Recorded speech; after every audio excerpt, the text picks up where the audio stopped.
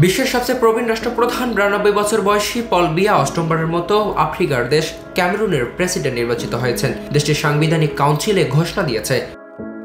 টানা ৪৩ বছর ধরে ক্ষমতায় থাকা বিয়ার সপ্তম মেয়াদের পর আবারও প্রার্থী হওয়া নিয়েই দেশ জুড়ে চলেছিল সমালোচনার ঝড়। শুধু বয়সের কারণে নয়, তার শাসন পদ্ধতি নিয়েও প্রশ্ন উঠেছে বহুবার। তার শাসনের ধরন অনেকটাই নীরব রাজনীতি। খুব কমই মন্ত্রিসভার পূর্ণাঙ্গ বৈঠক ডাকেন, জনসম্মুখে গুরুত্বপূর্ণ ইস্যুতে বক্তব্য দেন না। ফলে প্রশাসনের দিক নির্দেশনা নিয়েই অনিশ্চয়তা তৈরি হয়।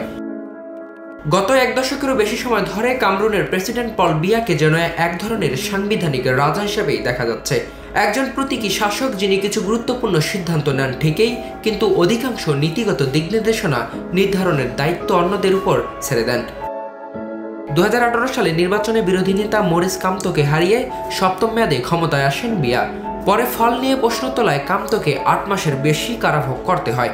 বিয়ার অষ্টম মেয়াদে নিশ্চিত হলেও ক্যামেরুন এখন এক কঠিন সময়ের মুখে দাঁড়িয়ে। ৯২ বছর বয়সে প্রেসিডেন্টের নেতৃত্বে দেশটির ভবিষ্যৎ যেন অনিশ্চিত হয়ে উঠেছে।